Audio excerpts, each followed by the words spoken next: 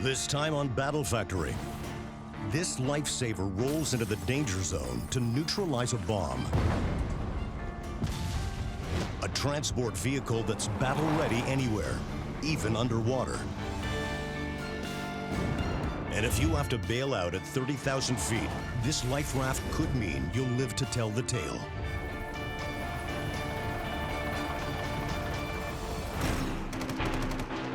Battle Factory steps beyond the front lines into top secret factories where combat gear is built for battle.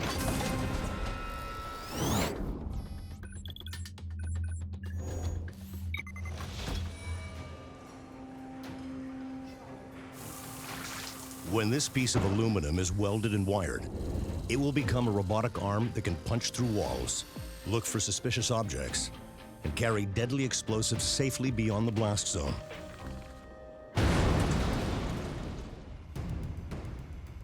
Employed by military and police security forces, the robot can go where people shouldn't, to seek out and extract explosive devices for safe detonation.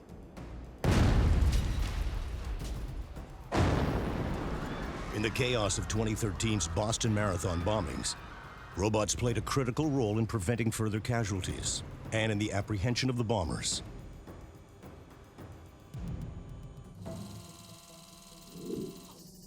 The robot, named the WM Knight, is made up of the arm, the hazard probe, and the chassis.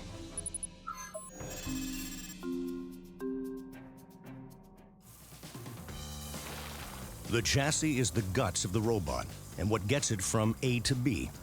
It's made from sheets of lightweight aluminum, and each part is cut using a water jet. Water and sand combine under very high pressure to make a precision blade that slices through the metal like butter. Then, the sheet is bent under 88 tons of pressure to form the chassis frame. Once formed and machined, the chassis is sent to a paint booth. The aluminum walls and the air gun are wired with opposite electric charges, which attract, so the thick coat of powdered paint magnetically sticks to the surface. This powder coating is tougher and more durable than a standard paint job. Next, the wheelbases are installed. Then, the gear-driven chain pulleys. Two motors, controlled independently, drive one track forward and the other one backwards to maneuver the robot around corners. The first ever bomb robot was invented in 1972 after 8 British soldiers were killed by IRA bombs in less than a year. A lawnmower was jerry-rigged with a remote control to make the first primitive bomb robot. It's since evolved into a critical life-saving member of every bomb squad. Today's Knight robot comes a long way from the lawnmower. The tires are mounted and encased in a track that will keep them rolling together. This design allows the robot to travel over rough terrain, including deep snow, and even up and down stairs.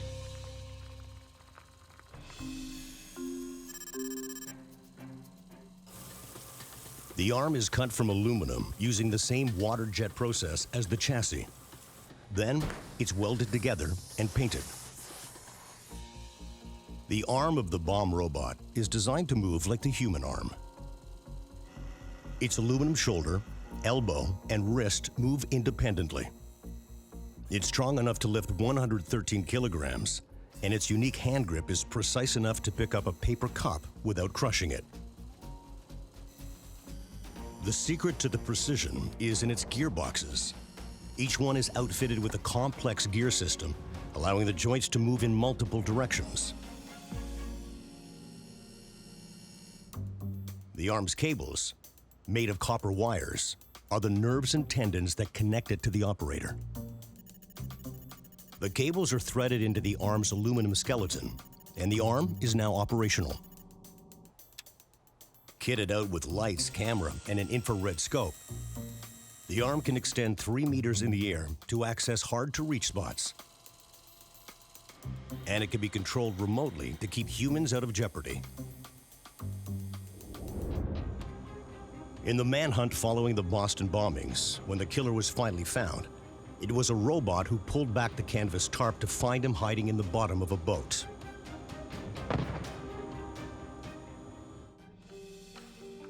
The HAZ probe, short for Hazard Probe, enables the robot to break through hard surfaces and uses a camera to see what's beyond them.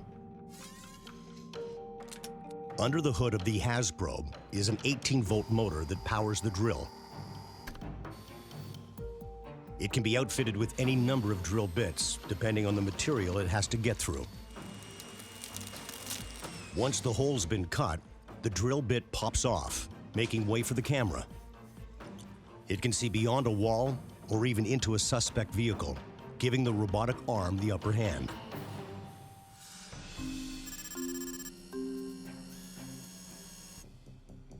Before the bomb robot can be put into the field, it runs a complete simulation. A gas tank is used in place of a bomb.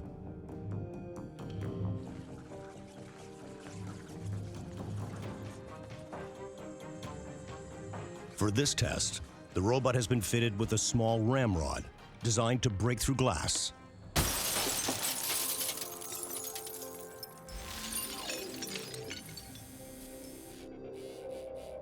The arm reaches through the shattered window and lifts the tank out of the car and carries it off for safe disposal.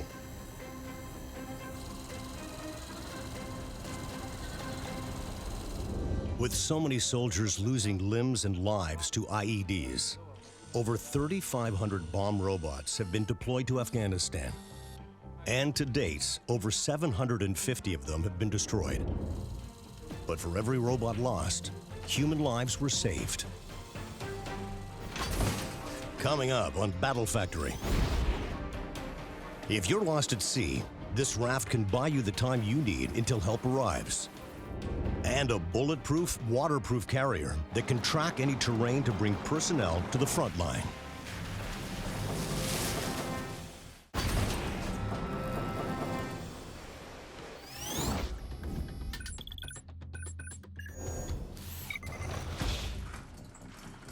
It will take days for these rolls of watertight fabric to be cut and sewn and fused together. And 7 seconds to put to work. 7 seconds that may make the difference between survival and never making it out of the water. In October of 2011, a search and rescue team of 3 was parachuted into Arctic waters to rescue men trapped in the ice. When their plane had to return to base on account of weather, the rescue team became the victims. After 5 hours in the icy water, 2 of the 3 men survived by waiting in their personal life rafts. The single-person life raft is designed to be stowed in the cockpit of fighter planes. If the pilot ejects over open water, the life raft goes with him. The single-person life raft can be broken down into 3 parts: the hull, the floor, and the canopy.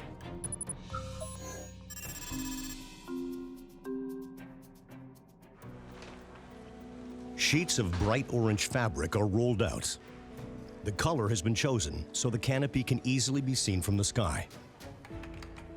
Guided by a computer-generated stencil, the electronic cutting station tracks the program measurements, marks the pattern on the fabric, and cuts it out.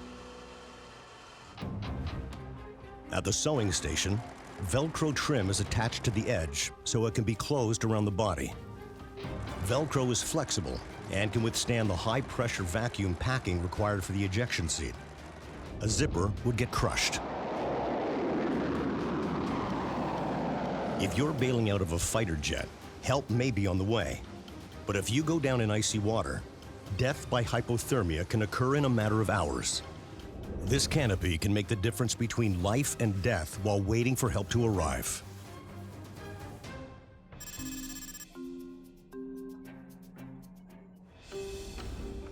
The floor is made up of 2 layers of specialized nylon. The first layer is brushed with glue, and dimple patches are pressed into the pre-marked spots. When the floor is inflated with an onboard tube, the dimple patches create a quilted pattern of air pockets, which insulates the survivor from the chilling water. When the raft is assembled, It has to be watertight and maintain its buoyancy. The super glue that does this is made by mixing neoprene and a chemical activator. The glue is mixed daily, and every batch is tested. The bond has to withstand at least 5 pounds of force. If the glue doesn't make the grade, any rafts made with the batch are rejected.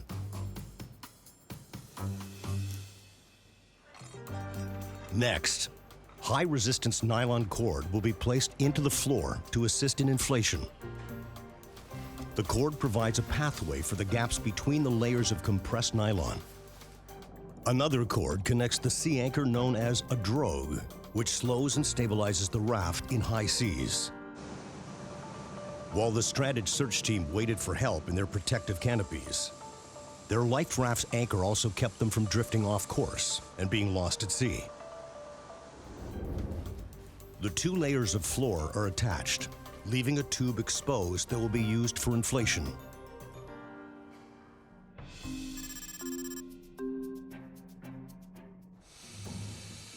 A rubber inner tube is inflated and attached to the floor of the canopy. While the top of the raft is orange for visibility, the bottom is black, making the life raft less visible to sharks. Next, the rapid inflation system is installed. Each raft is fitted with a carbon dioxide cartridge hooked up to the valve on the side of the hull. It'll be used to inflate the raft once it hits the water. Now, the raft is ready to be tested. When it's folded up tightly, it'll be small enough to be fitted in an ejection seat. And in the event of an emergency bailout, it'll be ready to deploy in 7 seconds flat.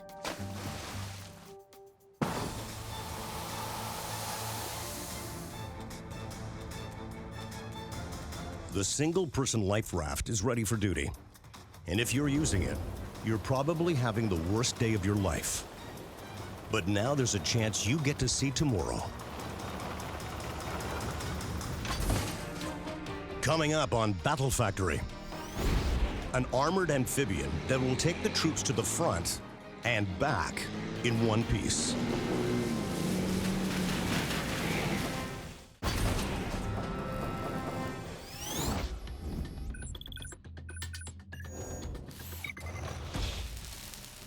When this steel-plated hull is fitted with controls on the inside and tracks on the outside, it'll become a Viking, an off-road warrior that can get troops in and out of any combat zone, even if it has to go through snow, sand, or water to get there. And it can keep its passengers protected, even under fire. In June 2007, a squadron of Vikings filled with British Marine commandos were returning to base in Helmand Province, Afghanistan, when they suddenly found themselves under heavy fire.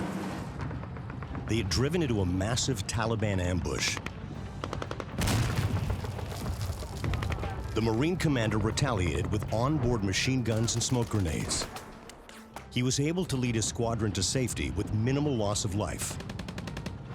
He gives credit for their escape to the speed, firepower, and agility of the Viking. The Viking BVS10 is an armored amphibious troop carrier that breaks down into 4 major parts: the wheels, the treads, the rear cabin, and the front cabin.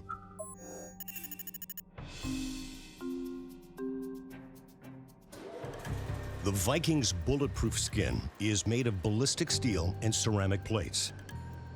The armor for the doors, the hood, and the roof is cut to size using a high-pressure water jet cutter, a combination of water and sand that knifes through the metal with surgical precision.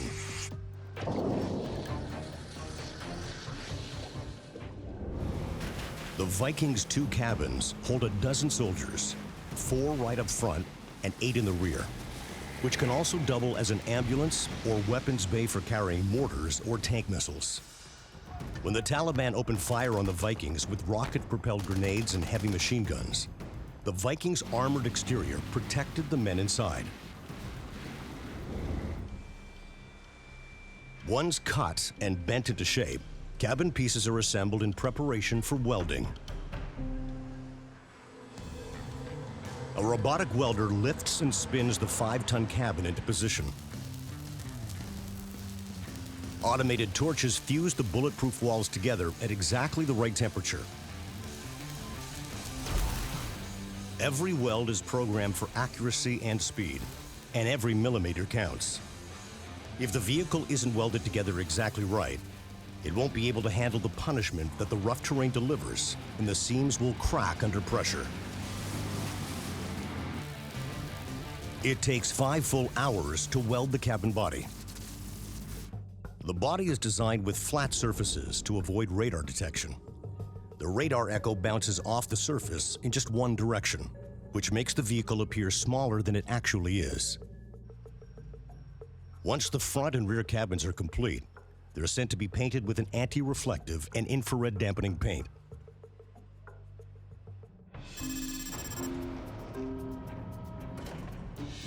Once the hull has been painted, it's kitted out with electronics, air conditioning, and navigation systems. The 285 horsepower diesel engine is powerful enough to drive the 1.5 tons of steel at speeds up to 65 kilometers per hour. In the ambush in Afghanistan, the Vikings were outnumbered and outgunned, but they were able to outrun the Taliban and keep them at bay, returning 50,000 rounds of fire from their front-mounted heavy machine guns. And hiding behind a smokescreen of white phosphorus grenades, the Vikings tore over the tough terrain at high speed. The hydraulically controlled articulating joint gives the Viking its ability to move both horizontally and vertically, and handle anything the road can throw at it without breaking up. The girder and wheel system is designed to distribute the Viking's weight evenly, so it can glide over snow or swampy terrain where other tanks would sink.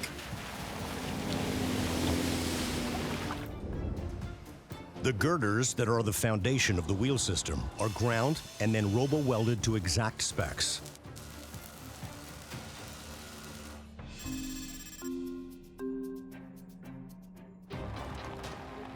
The hard rubber suspension is what enables the tank to take a pounding.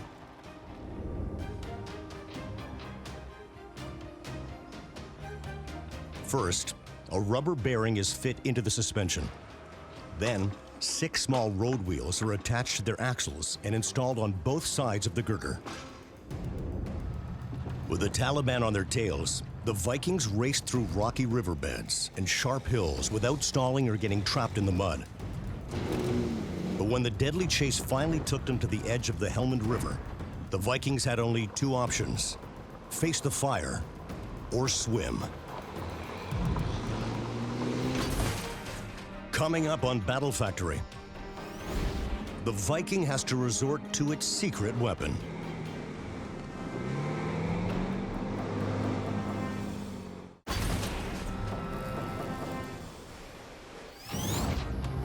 When a squadron of Viking armed troop carriers were ambushed by the Taliban, they found themselves trapped on the shore of the Helmand River. With the enemy on one side and water on the other, the Viking turned to its secret weapon, its ability to swim. It plunged into the deep water. The Viking's unique design allows this 1.5-ton vehicle to glide through the water instead of sinking like a stone. By applying rubber sealant to all the doors, windows, and openings, the watertight vehicle floats due to displacement. Its rubber tracks spin under the water dog paddle style to propel the vehicle forward. The Vikings managed to cross the river and transport the men to safety. Despite being outnumbered 3-1, its armored shell and go-anywhere track system got the troops home with minimal casualties. If you ask the Marines on the ground, they'll tell you without hesitation, if not for the Viking, nobody would have made it home alive.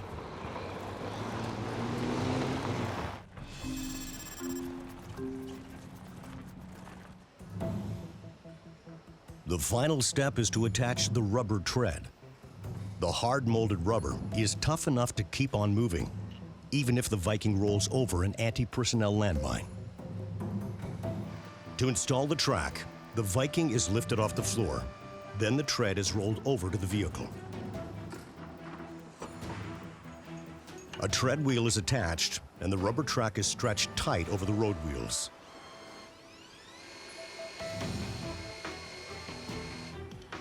Now the vehicle is complete and ready for testing.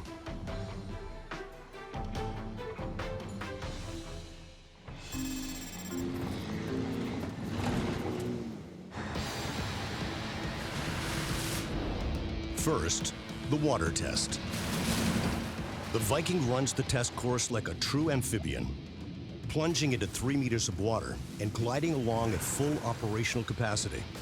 This test ensures that the cabin is leak-proof and that the Viking can maneuver underwater.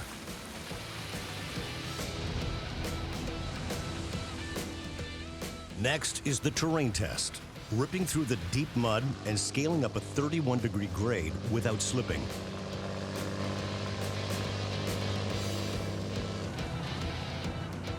True to its name, the Viking is built for battle on land and in the water. No matter what and no matter where the mission, the Viking can get you there and back in one piece.